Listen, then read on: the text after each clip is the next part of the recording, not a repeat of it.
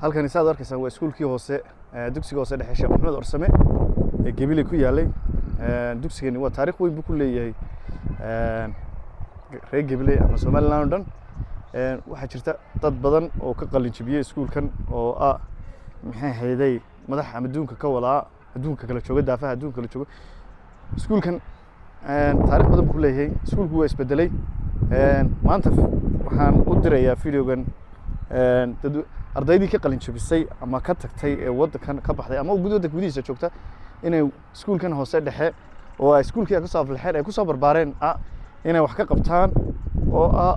inay maxay hayday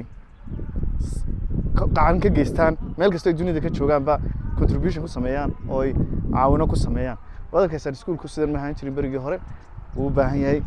ardaydii uu soo saaray ama dadkii uu soo saaro dhan way u baahan yihiin maanta way u baahan yihiin inay soo saaraan hadaba dhamaantiin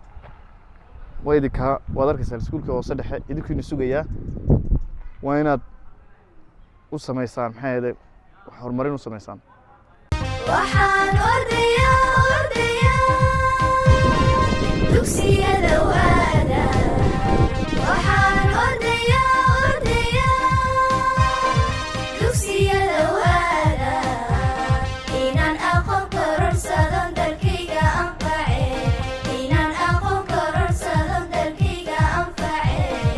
dadalkii la imide allahayo ii gargaar aamin aamin ilaahayo ii gargaar aamin aamin dadalkii la imide allahayo ii gargaar aamin aamin ilaahayo ii gargaar aamin aamin